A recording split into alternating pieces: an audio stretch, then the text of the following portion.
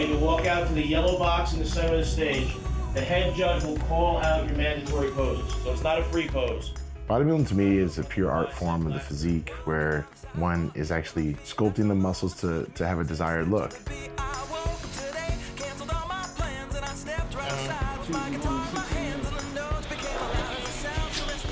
What exactly is a sport? Is it a hobby? We're trying to shape and mold the body to what we think is the ultimate physique. Whether you're trying to get more muscular, whether you're trying to get leaner. Okay. Control, aggression, control. It's basically transforming your physique through the use of diet, cardiovascular exercise, and weight training.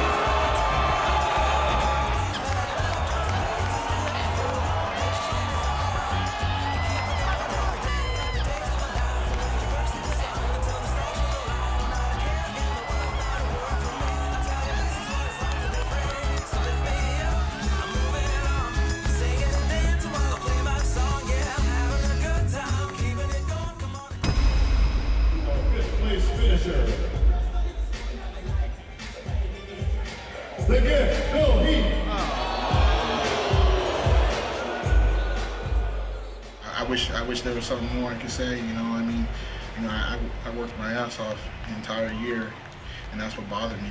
What happened. I got fifth.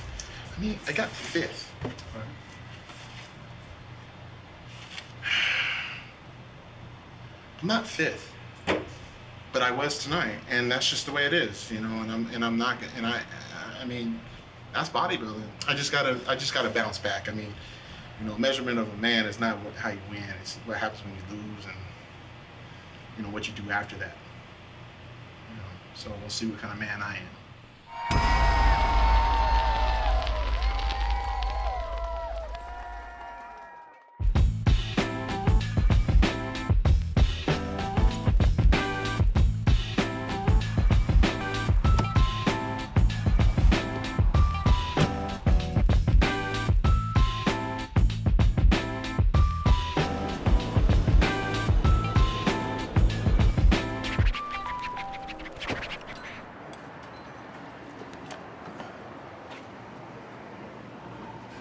So I currently train at Armbrust Pro Gym. It's located in Wheat Ridge, Colorado.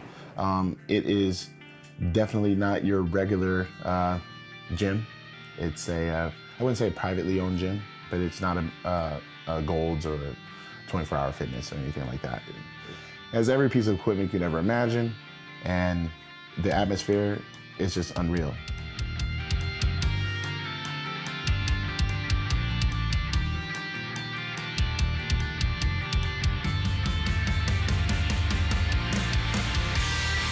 For me, the gym, especially here at Armbrust, is an awesome environment for wellness. It's an awesome environment for me just to get better as a person.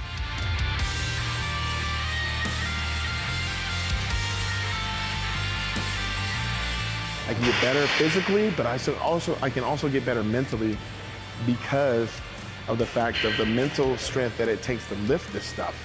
And also the emotional release that whatever that's going on past those doors, you bring that in and you can get rid of it.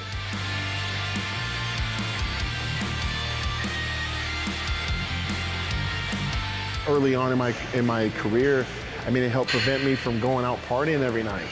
It helped me from going out and not being focused on goal setting and stuff. And a lot of people may disagree. And I'm not saying that I don't enjoy a good night out with the guys, but the gym has given my life a lot of purpose because I understand that this is a place of wellness and I want to feel good and look a little bit better.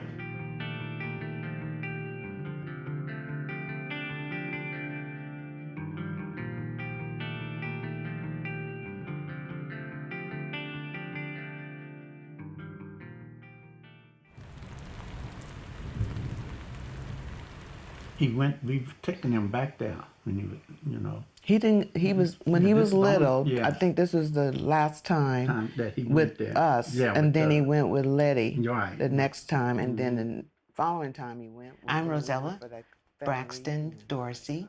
Philip is my son. Well, just stop laughing. Well, I don't know what else I'm supposed to say. Yes, well, I'm Philip's stepdad. I met his mother when Philip was almost 4 years old. So, And what's your name?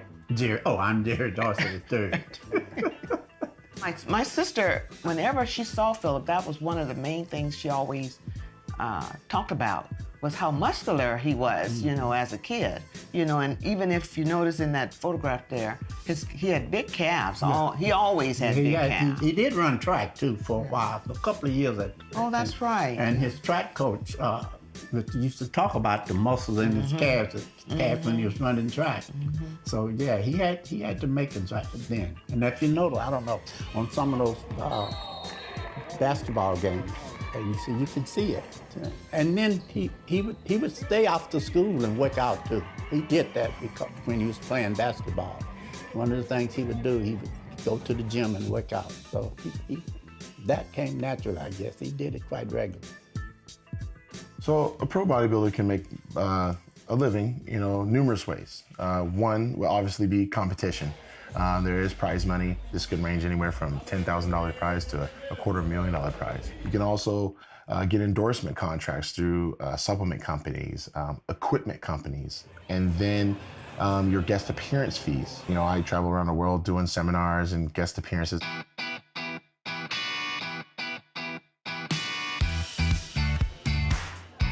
We're at the 2011 FIBO Power Germany. We got in yesterday from Colorado. It was a long trip, but it's well worth it. This right here is the largest international fitness expo in the world. I mean, anybody comes to the FIBO. You know, a lot of people in the States look at bodybuilders, you know, as, you know, not really elite athletes and things of that nature, not household names. But in Germany, at this place, we were like freaking rock stars. So it's awesome. The fans are just incredible. Thank you. Thanks. Thank you. Thank you. You are the king, my friend. Oh, thank you. They don't get to see me very often, and quite frankly, they don't have the mainstream sports that we have here over there. I like Phil. Last year I've been to the Mr. O contest, and I saw him. I was sitting in the 7th row, and I saw him, and I wish him luck, but this year he will get the Mr. O. That was the #1 day in my life last year. It was my screensaver for 1 year, the picture with him last year. So now I got a new one since I made a photo with him now. Tell them where you're from. I'm Michael. I'm from Belgium. And Phil Heath is really my idol. Oh, thanks, man. I want to be like you, man, really. Thank you. You inspire me, I appreciate it, man. brother. Thanks. Thanks.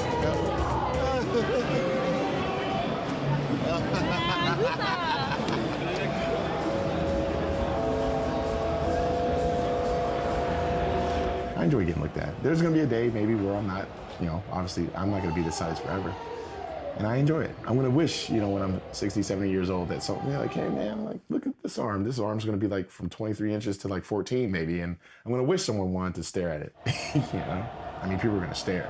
I mean, it's just the way it is. If I walk down the street in a string tank top, people are gonna stop and stare. Some people are gonna look at a guy like myself and say, oh, that's gross. But hey, you know, it's not for everybody. I mean, I don't like the way some people look, and it's not a personal thing, it's just preference. A lot of people initially will say, oh, that's disgusting. And then when they see it actually in person and they're actually able to look at it and understand it, that this is an art, they change their mind. Woo, shit.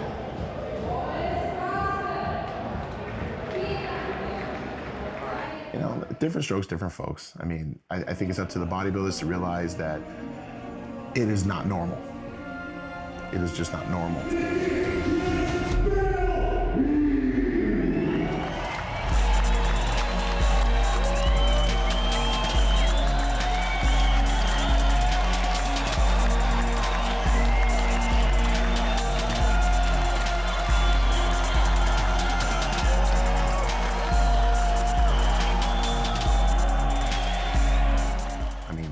people that are gonna appreciate you. There are gonna be people that don't like it. And you just have to accept that, you know? And it's just, you have to be more secure within yourself and ultimately not do it for yourself and not worry about what other people think all the time.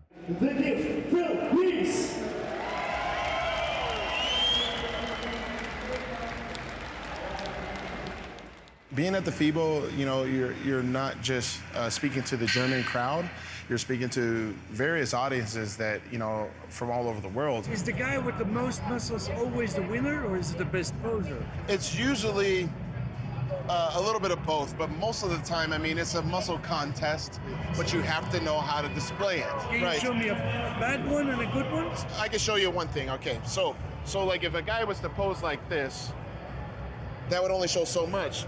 You see, you're hiding like the tricep area too. Yeah. But all you got to do is turn it, and then even supinate the wrist. You just added another 1.5 inches on your arm. Bill compared posing to ballet. Absolutely, it can be, because in ballet, everything has a purpose. Yeah. Every move has a purpose. So with bodybuilding is a purpose-driven lifestyle. You every meal, every rep, every set, everything, every ounce of sleep has a purpose. Everything you do on a daily basis has purpose in bodybuilding. So then you only have a minute to show it. Yeah. That's pretty crazy, right? It's almost like being an Olympic athlete. You train 4 years for 100 meters for 10 seconds. That's crazy. You guys must know Hani. Oh, yes, I love Hani. Yes. I love Hani because he puts his heart and soul into Philip. He takes care of him.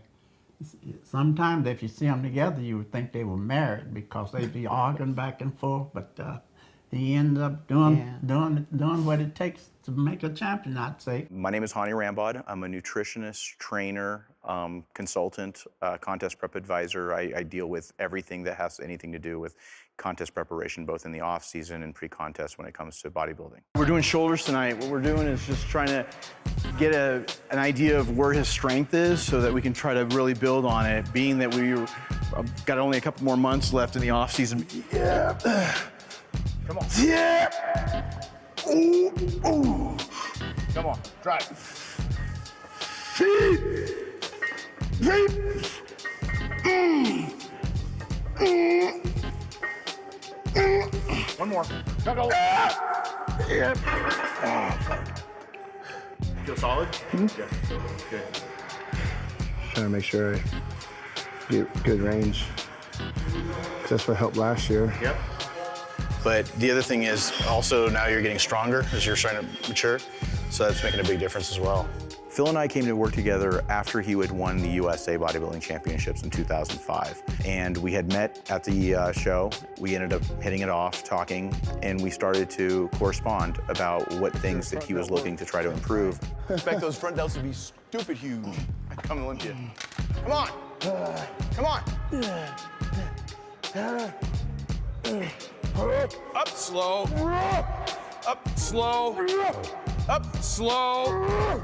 In Phil's career, my role is training, nutrition, we review supplementation, we review cardiovascular exercise, everything that has anything to do with contest preparation, and then some. I mean, we've become close friends, so sometimes we just talk about cars or any of the other things that go on in our daily lives. But when it comes to the bodybuilding aspect, it's everything that goes into his system and everything that he does when he gets into the gym. Take the hat off. Same shot. Lean forward.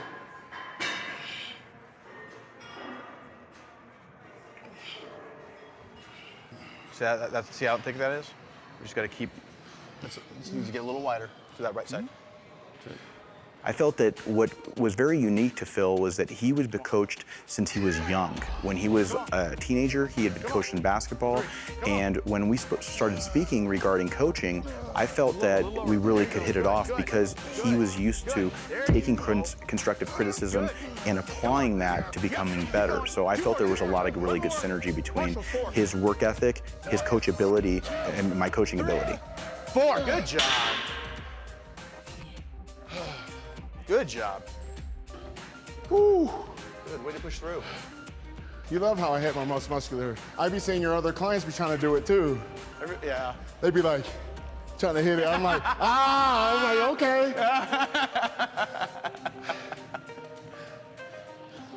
I'm like, yeah, all right. They're like, honey, how does Phil do it? Show me how Phil does it. He was able to give me a second eye as to what I should be focusing on. Like I said, we've been working together since my first pro show in 2006 at the Colorado Pro and New York Pro. He's grown from just being, the client and the consultant relationship to more like a friend and almost like family. 5, come on, 5, 4, 3, 2, 1 more. Good job. Good job. Good. So we had a really good workout today. Phil just got off the plane late last night from Amsterdam. He was doing appearances all out through Western Europe. I was expecting him actually to be a little bit weaker, a little bit more tired. He did pretty good, got a really good pump, was able to go through the workout. We want him to get stronger as the days progress, as we get closer to the show.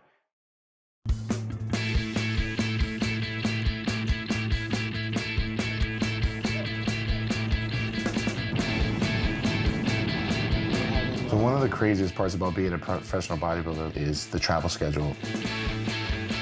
I usually travel over 200,000 miles a year, 10 to 15 different countries, doing seminars, meet and greets, guest appearances on stage.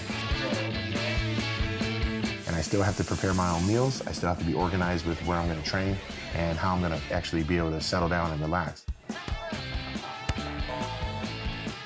Oh, yeah! Short ass pro creator, short arms, like T-Rex, and I still beat. I still have fan mail I have to answer. I still have phone calls I have to take. I still have a family I have to attend to. You have to be a very hard worker. Bodybuilding has taught me a lot of time management, organization. Where's the black pen? Yeah, it was right up here. And perseverance. Thank you. I appreciate it. Thank you. Thank you.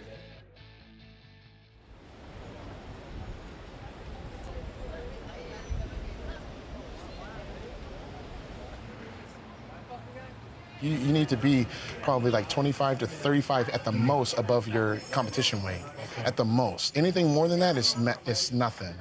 I spoke to him about how I'm going to be going into the Army, and the Army has a physical fitness test where it's 2 minutes push-ups, sit-ups, and 2-mile run. And I was like, well, Phil, how would you do on that? And he said, well, I probably do really good on the push-ups and sit-ups, but I don't know about the run. And it was kind of funny because I'm a really good runner, and just knowing the fact that he's like, all right, I am human, I can't beat you in the run, but I can do push-ups and sit-ups. That was actually a pretty funny moment. I remember that because I've always wanted to ask him that question. I gotta tell you once again, those arms are in a league of their own. Thanks, man. How long did it take you to get that big? Like, from when you were playing college and 10 years. College? Yeah, 10 years, man. Yeah. It's like people are like, yo, how? And it's time. Yeah, it just takes time, man. Yeah, you just have to be and being consistent. I went in there to get an autograph and let him know that he's an inspiration for me because I used to weigh 358 pounds, now I weigh 170. This is my old picture of me, how big I used to be. My body was overweight. Now I got an 8-pack sitting down and just relaxing. That man is my inspiration. So this is me before right here. Whoa. That was me fat 5 years ago. What was you eating? Everything. We're here to meet the champ, Phil Heath. The gift, baby. Phil Heath's inside. Came all the way from Philly up here to meet him. Did you really? Yes, sir. We're supposed to go to a birthday party in AC later, but we said the gift, AC. The gift, AC. The gift won. He won. Nah, he's awesome, man. Keeps the waist small. You know, he looks good. He's not, just looking disgusting up there. He looks great. I have one of those crap days where I'm like, I'm just not feeling it. Think of being on that stage, not prepared, and then someone else is looking better than you, and then you're thinking, gosh, damn, I should have tried harder that one day. You'll be thinking about it. What about Jay? You must know Jay by now. Oh, yeah. I love Jay too. See, and Philip actually said next to me, Jay is the next man that my mom loved the best. While I was sitting there, of course. That's true. He did say said that at the Sunday press conference that time. I remember that. Yeah. We like Jay because she always thanks Jay for taking care of her sons. He said, Jay, thanks for taking care of my boy, because he is like a son to her. Jay is. Yeah.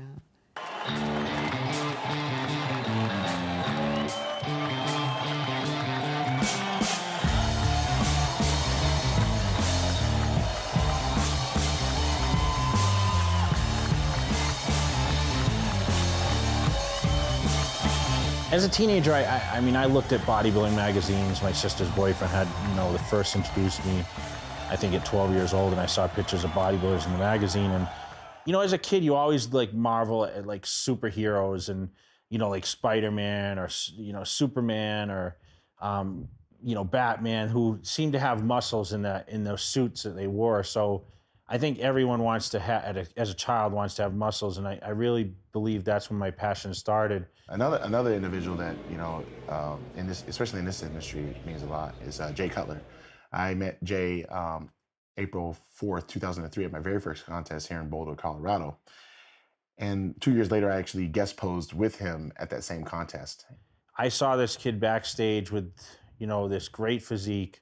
He had all the tools to be the best, and I knew it was just a matter of time before he would be up there and eventually battling with me, which of course built the story for the stage the last couple years.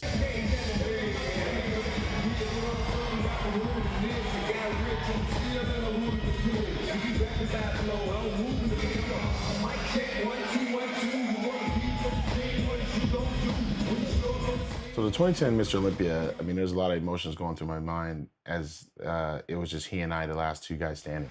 Gentlemen, in Olympia tradition, if I may have you in the center line, please. I wasn't sure, where I was points-wise, but I knew it was fairly close. I trained really hard, and in the previous year, I got a fifth place finish at the 2009 Mr. Olympia. So being top two, I was like, okay, I'm pretty happy about this. And there was a moment where I thought I was going to win. Please take the title, the check, for $200,000. The Olympia gold medal, and the Sandow statue, and the title of Mr. Olympia. And take it to Jay Cutler! And then they announced Jay as the winner. And even on the video, I was actually more relaxed afterwards because it was more like a sigh of relief. Like, wow, like the pressure is off of me. Like, okay, I didn't win, but I wasn't disappointed. I was actually pretty happy, probably because it was like my best friend winning. I was more happy that he won. And we both got to share that experience together. No one else was there. We weren't divided. We were just together on the stage. And, I was happy for him. I don't even, remember being upset. Runner-up this evening, the gift, Phil Heath. I was able to battle it out with, not only a fantastic bodybuilder, but, it turned into be a great friendship. That continues to grow. And I think a lot of these days, because of the strain of the finances and what's on table for the Mr. Olympia competitions and, the contracts and endorsements, there's a lot of tension between a lot of athletes. But I was able to share a lot with Phil and introduce him to a lot of opportunity. And he's taken great advantage of it. He's really stepped up. And it's pretty awesome to look at someone initially and be in awe as a fan. It's another thing to actually call that fan and that person that you look up to as a brother. And that's where we're at right now. I'm gonna put them on the website though, because most guys don't wear triples. So, I mean, obviously you do, but best of luck, man. Get off your feet, man. Get off your feet, bro. How you been, man? Since last time? Yeah? Yeah, holding it down, man. Working my ass off. Yeah, that's cool. Quarter turn to the right.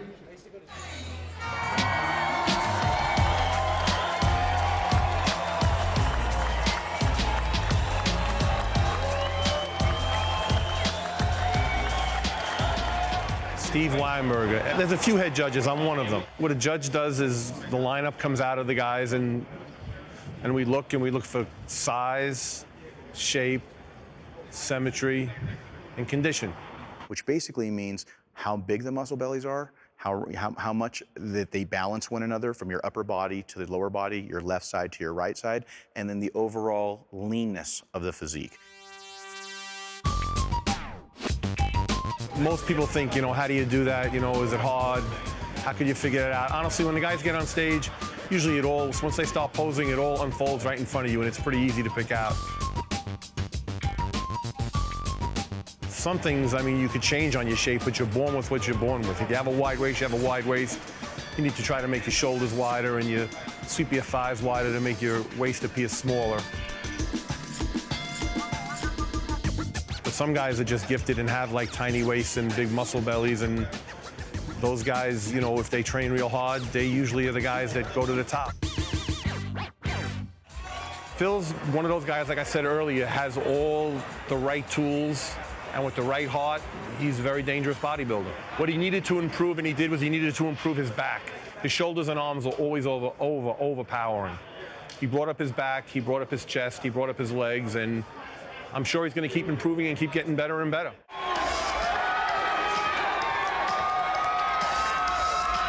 We usually call them out in either groups of 3 or groups of 5. And those groups are usually what we think would be that top 3 or that top 5, the next 5 or the next 3. And sometimes we'll call them back out, maybe with one person missing, because when we call the other group, we'll think, this guy in the second group actually is good enough to belong in the first group.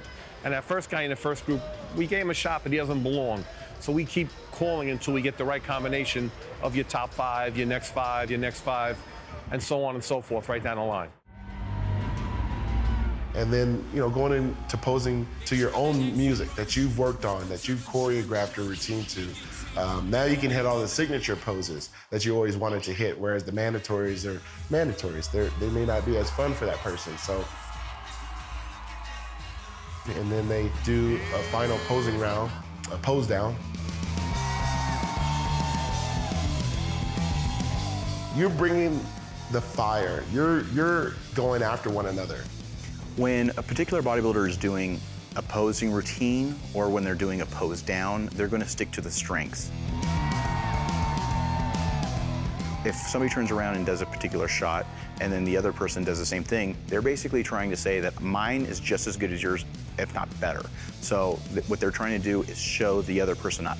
When you're trying to be the best in the world at something, you want to claw and scratch and fight for that. So when you see us moving each other around, yeah, we're trying to solidify our position as the best bodybuilder in the world.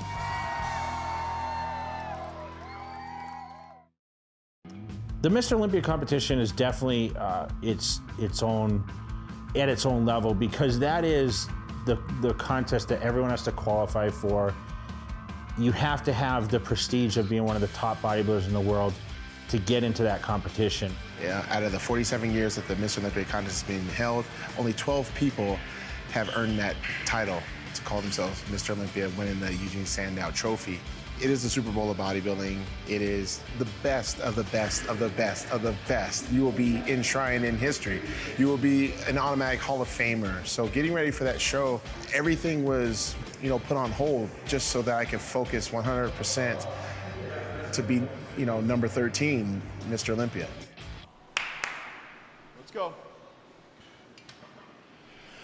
Something told me to invite my trainer, Honey Rambod, to do legs with me, or to help spot me. At first it was just, oh, he'll just come hang out.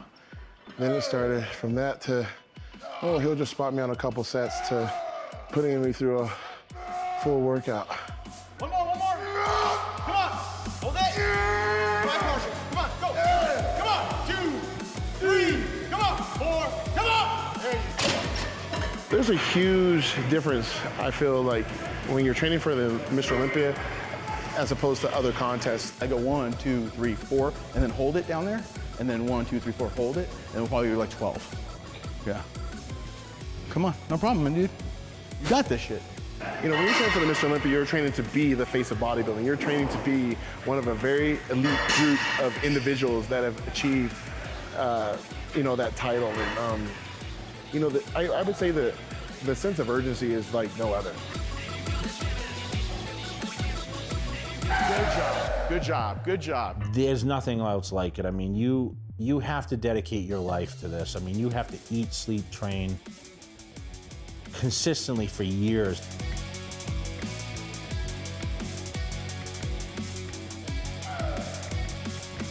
every rep counts. Every set counts. Everything counts. And it did even prior to that, but it even more so does now. There you go. Good. Come on. Come on. Come on. Come on. Come on. So get up, get up, get up, get up, get up, get up. So what he's going through right now is the burn, the afterburn. And that afterburn is because he's kept his legs upside down for, I don't know, six, 7 sets. Normally you do 7 sets with like 40 seconds rest. He was looking at his watch, but I swear to God, he was only doing like 20 seconds. He was trying to kill me.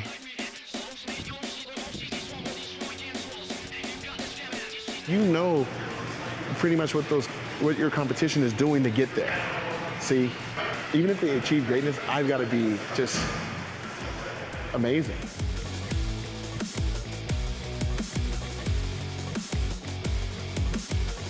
I'm working extremely hard, respecting everybody else, but I should want better for myself. I should want to push through the limits and see how far I can take this. I have to reach high. And I realize that it's one day at a time, one step at a time. On stage, baby. On stage. Good quads on stage. Come on, 2 more steps. 1, 2. One more, motherfucker! Yeah!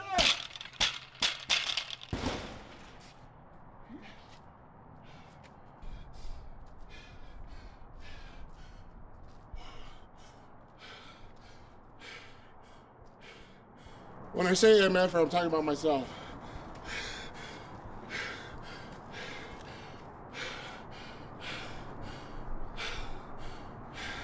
I'm like, sorry, Mom. That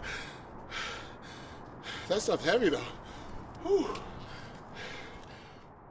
I expect nothing but greatness out of myself. It could be me playing Nintendo, you know, on the old school power pad. I'd be in there running my ass off, trying to beat you. Like, I would play freaking tic-tac-toe with your ass and still try to, you know, checkers. I don't care what it is. I mean, I'm just a competitive person.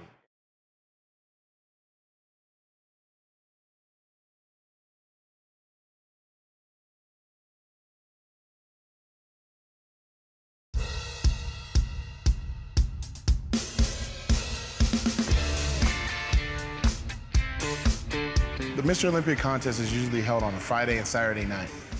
So on Wednesday, we usually have the athletes check in, and that's, I mean, it's nothing special. You know, we just go over instruction, and then we may visit with each other, do a couple mild interviews for online and for our sponsors. But then Thursday, that evening, we have the Meet the Olympians, and that's freaking awesome. That's, you know, something that I actually enjoy doing. We set up my booth, and every fan gets to come up, you know, and they treat it like an expo. It's the expo before the expo, basically, and it's their first and pretty much only time they're really gonna get all their questions really answered before I step on stage. Oh, yeah. How you doing? I couldn't believe you didn't class. Oh, well, that's why we're here this year, so we can make it happen, right? There you go, sir. Looks like I got a mustache right there. Yeah. That's all right. Just show them all this weekend, okay? Some of us are really tense, but I know for me, you know, I've got like a silent aggression going on, and I'm just like, you know, doing my thing. I'm in my zone. All right, you guys, we're in the second leg of 2 legs, I guess, at the Meet the Olympians. We just had the VIPs come in, and man, there was a lot of people that came in to wish me good luck, to ask me a few questions. I did a few interviews, and now the second leg is here, which is the general public. And because of that, I'm trying to sit down, actually get into this meal real quick. Oh, this year is the year. I said that last year, but this year for sure, he's going to be number 1. He was so close last year. He's very talkative, and he just seems more relaxed this time. I mean, we came into town yesterday, and when we saw him, he just looked fantastic. So. Does it get any easier? No, it doesn't. I was even nervous for him this morning, even though it was just a meet and greet, you know. So no, it doesn't get any easier. I would have stayed there all night, but being the fact that I had to get more meals in and get rest, I had to get out of there. So I was there for probably a couple hours, easy.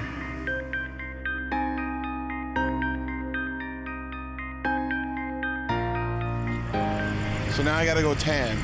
Tired? Hell yeah, I'm tired. I'm very tired.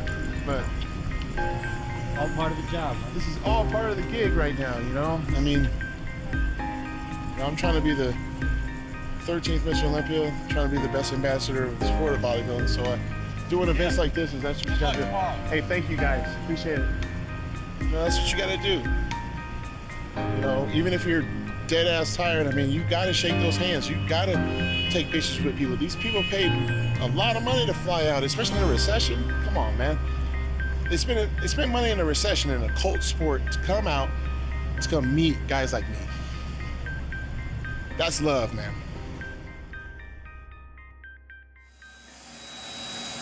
Smooth strides in between here. So one of the funniest aspects of being a pro or just a bodybuilder in general is the tanning.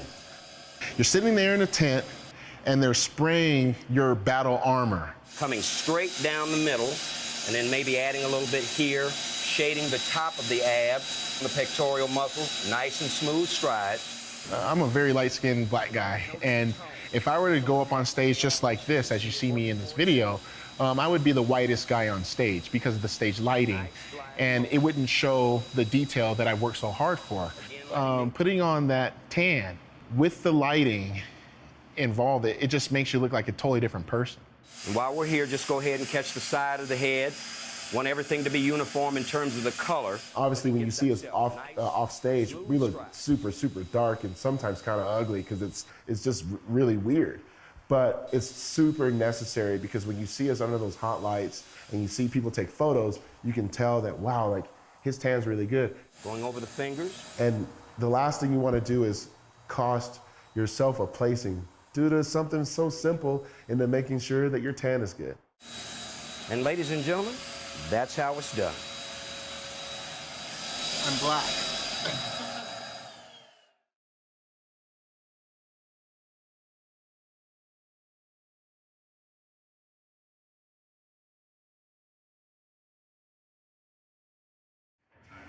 So Friday leading up to the prejudging, it's showtime, man. You ready?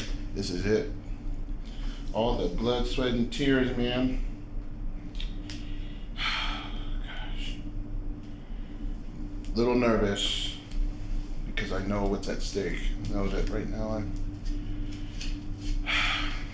only minutes away from stepping on stage and showing these guys what I've worked on for the last year. But definitely feel confident about it. And just ready to go get it on, so let's go do it. Leaving the hotel, all I have is just, you know, my little carry-on lunchbox, like my clothes, and I've got to know that, you know, I am Mr. Olympia. I have to feel that, you know, I have to know that. I've had to know that since last year, that I put the work in, you know, the blood, sweat, and tears into this. I'm going to win. I just want to be able to say, after tonight and tomorrow night, someone say, did you leave any left for us? Like Arnold said, just bodies. So I walk in there, and there's this long hallway that leads backstage to the pump-up room, and it's usually, you know, real cold. I don't know why it's cold in there, but it just feels cold. And during that time, I get a chance to, I guess, get in my zone. And, you know, a lot of people say, get your head in the game and this and that. Usually my head was in the game a year ago. Now it's just a little bit more serious because I realize that, hey, ain't no turning back now, dude. There's nothing else I could have done from here on out to make myself look any better. Backstage, the guys, you know, there's a lot of tension, but we're all looking at each other and we're vying for the most valuable crown in bodybuilding, the biggest purse. And it's the end of the year show where it's kind of like all your eggs fall into the Mr. Olympia. You just almost see like almost a bunch of dead bodies. Guys just laying down, resting, trying to get their feet up, just trying to stay cool and calm. Everybody's trying to, you know, at the corner of their eye, checking out each other, looking through the mirror. okay, he's on, okay, he's missing this and this and this. I wonder what I look like. But like we're all trying to size each other up. You can feel the tension. You can definitely feel the tension, especially on Friday nights. Gentlemen, we'll be starting in approximately 15 minutes. So there's a moment in time, as you're going from backstage and your number's being called to go up for your individual compulsory poses. That is very, very, very stressful.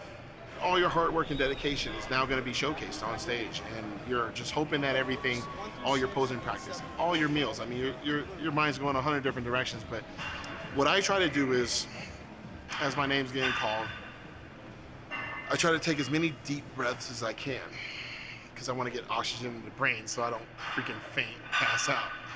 But more importantly, I just want to feel calm. There's no reason to be nervous. There's no reason to be scared. There's no reason to fear anything. Competitor 22 from the USA, the Gift, Phil Heath. I ain't playing around. I ain't come here for no game. I came here to battle. Front double bicep is always my favorite, because it gets the crowd going. It sets the tone. It's a gun show, man.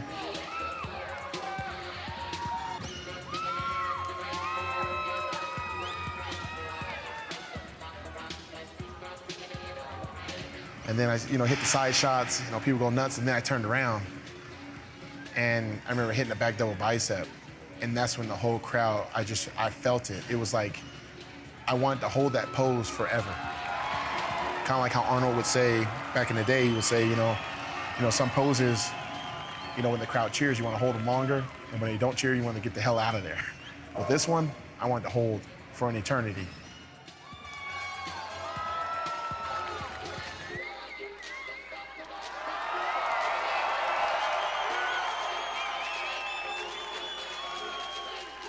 They call him the Gifts, Phil Heath.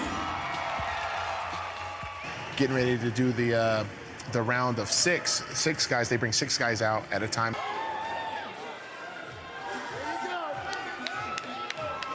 Side chest.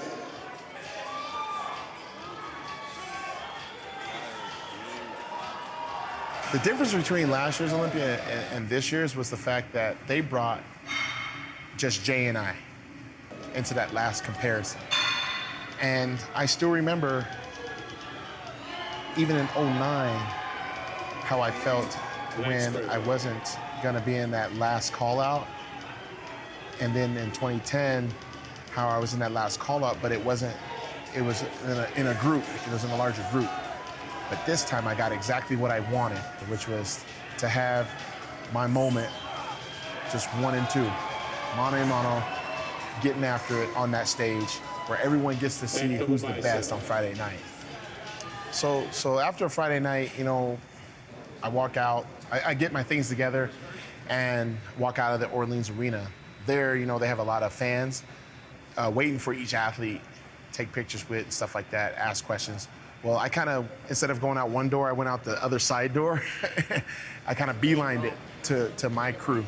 Because I had like 50 people from Colorado that went. So everybody was just like, you did it, like you won. I mean, there's still Saturday. It ain't over yet.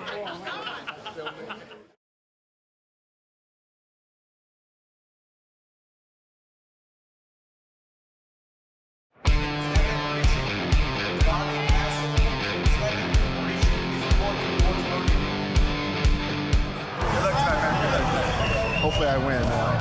It was like that last year, so. We'll be here tonight to watch you win. Yeah, I hope so, man. Hope so, dude. Yeah. Leading until Saturday afternoon when I went into the expo, it was definitely a positive, when I was at the Team Muscle Tech booth. Looks like you're gonna take it down tonight, man. That's what everyone's saying. That's the word. What's up, boss? Hey, Greg, can I get one made out to DP? DP? Yeah. You got it. Zero plates. Right on, man. I wish you the best of luck, man. Hey, thanks, bro. Well? Yeah, let's keep our fingers crossed, huh? Good deal. Weirdest feeling in the world right now. Really? Because I feel like it's the changing of the guard as we speak. You know what I mean? But I still have to make it happen, that's the problem. I'm just trying to conserve whatever energy I got for the stage, you know? You guys going to a nice show? Yeah. You gotta show me some love, man. There's a little bit of pressure, you know, like just to make sure that I don't do anything bad, because I've never been in this situation before where a lot of people feel like I'm gonna win. So I'm just crossing my fingers, you know, saying a few prayers, just trying to stay focused, that's all. And feel confident. Once I get up on that stage, you know, tonight, hopefully, you know, after I heat up and I've rested, that I can show the world, you know, who I really am, and hopefully shock the world and become the 13th Mr. Olympia. That's the goal.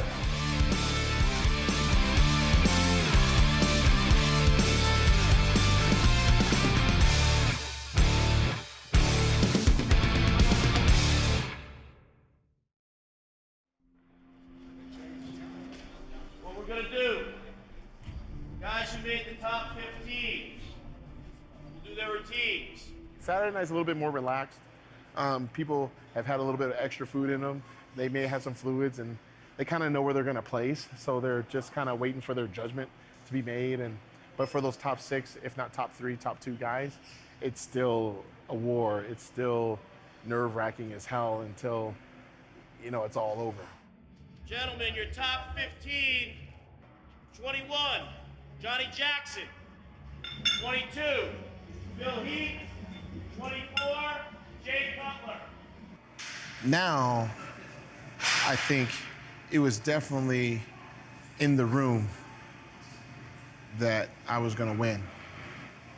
I mean, I had a few competitors, you know, shake my hand, and I'm thinking, man, y'all did this last year. But you know, then the writers, you know, all said the same thing, which was, you were right. You said that you would shock the world, and my God, you shocked the world.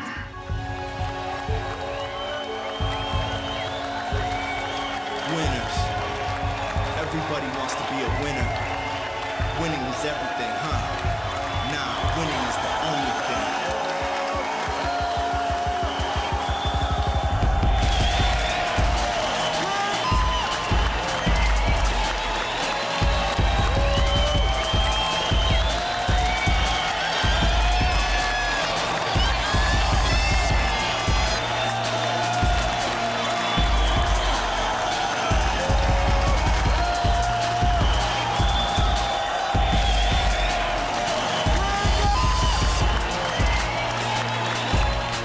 But there was a moment inside that routine that I was able to finally take it all in, and I was just like, you did it. You nailed it. The crowd's going crazy. You feel like Mr. Olympia. Now let it out. Let everybody see it.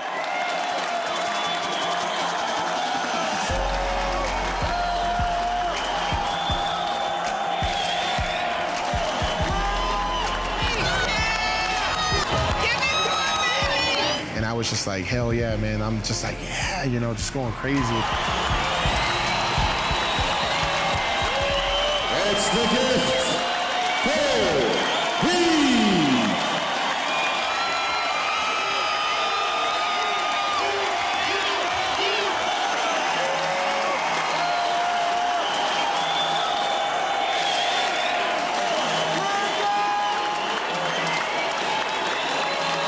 And then when we're getting back in the pump-up room, and people were just like, it was pretty quiet back there. People were just like, man. So then after that, you know, we have a confirmation round. Instead of having me be compared with the top 6, they just had Jay and I come out together. And that was basically our last shot leading into the pose down to let the fans see who was better compared. You know, who was the number one out of all these different mandatory poses. And I just felt I kept getting better and better and better with each pose, and my confidence grew more and more and more. And like I said, it didn't really have to do with anybody else on that stage at that moment. It wasn't about anybody else, it was just about me. And I was just having a blast. All right, guys, finish it off. Most muscular. Is this the pose that decides the winner?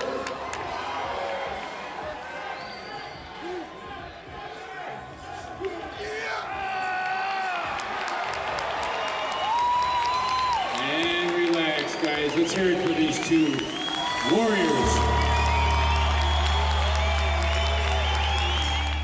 The most nerve-wracking experience is judgment time, which is the awards. So leading up to that, you know, you got your top 6 and then top 3. You may take that to our third place finisher,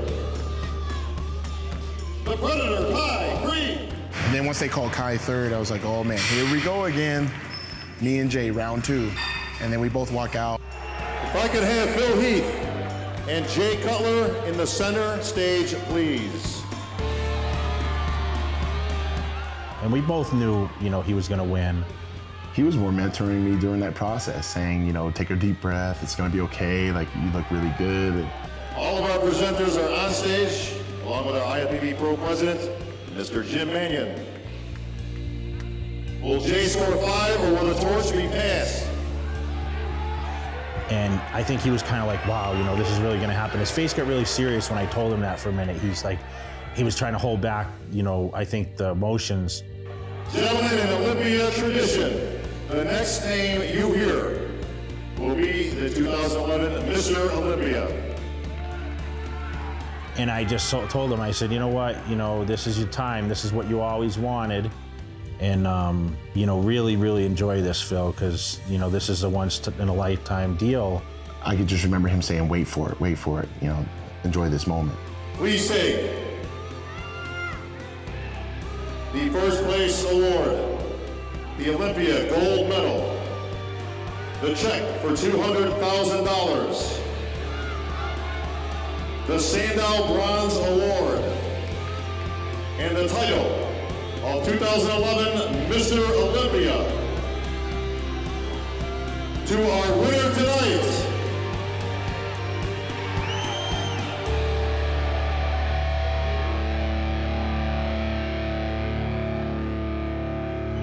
Phil Heath.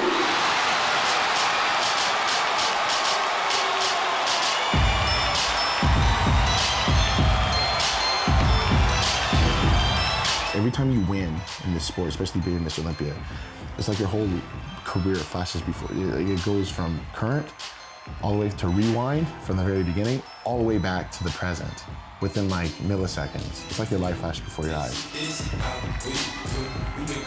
It wasn't even about beating Jay Cutler. It was about winning the Olympia. It was about being the best. So I never was like, yeah, I beat Jay. No, I beat everyone. I was the best.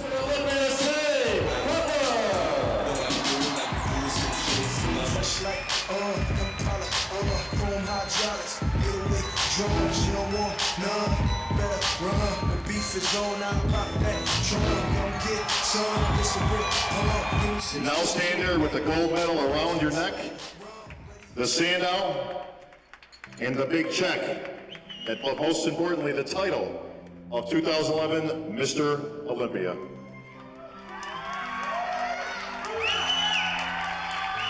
Wow. I really, oh my goodness. Heck yeah, I did it.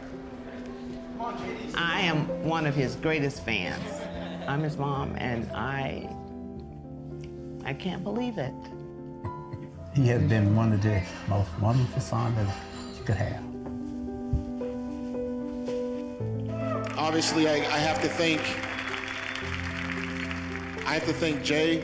He's really stepped up and became not just the fan that he was. He's now living, I believe, what is his dream, and now he sees as his future. He told me, you know, that I had great potential, and I thought he was full of it, you know, but he believed, and, you know, I'm just very happy that I had, and I still have, you know, a best friend in Jay, so I have to say thank you. And of course, I see great, great things in the future for Phil Heath, and I really look forward to continuing to be a part of what he achieves. But I definitely got to thank Hani Rambod. I just have to say, Hani, you're one of my best friends in the whole world. You're my brother from another mother, and I love you to death, man. Did I always want him to win the Olympia? Yes, but it was something that I turned around and I expected. I expected if we did really hard work, that we would get a very good result. Tears of joy.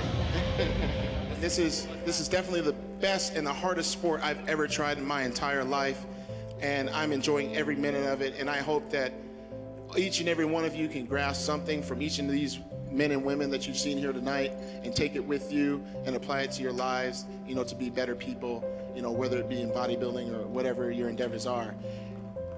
Man, I don't really have anything else to say other than the fact that I just love all you guys for coming out and staying here and just really repping the sport of bodybuilding. And I just want to say thank you.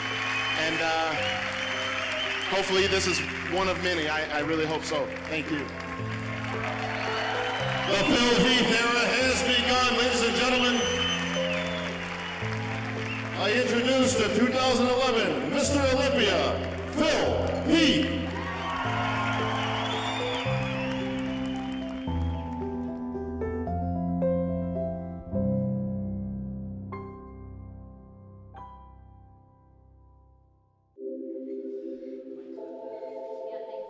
Look up, live free, dream big, and see the world. Knowing that I'm the 13th Mr. Olympia means everything to me right now because I'm actually fulfilling my destiny as being an Olympia champion.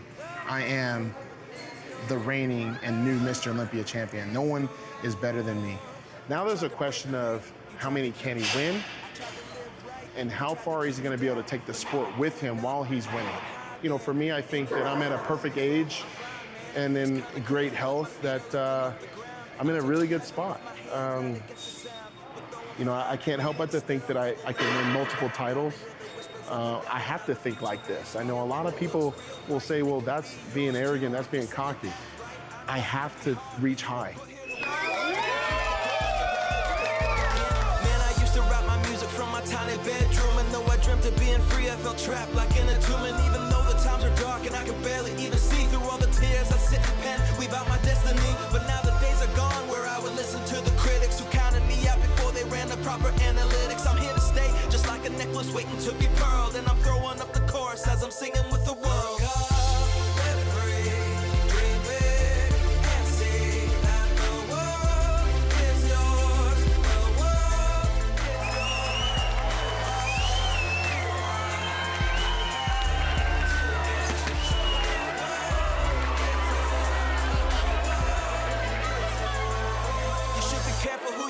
To who watch all of the things you do. I hate to break it to you, not everyone wants the best for you.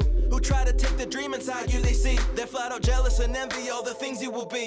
Yeah, just hold your head up, man, and keep on moving on. If I would've never struggled, then I wouldn't have this song. But don't get me wrong, no need to stack up your strife. You gotta watch the ones who you let speak straight into your life. Cause the artists, they will sing you all their fancy little songs with the funny little beats and all their catchy sing-alongs. But the messages they give are not the kind you should be fed. It's a recipe of lies they try to get stuck in your head. Man, I see some rappers sold their souls, I won't be selling mine. No need to find a source when you're eating from the vine. You thought that I was done, but now I'm leaving you behind. Wouldn't say I deserve it, but I'm here to get what's mine.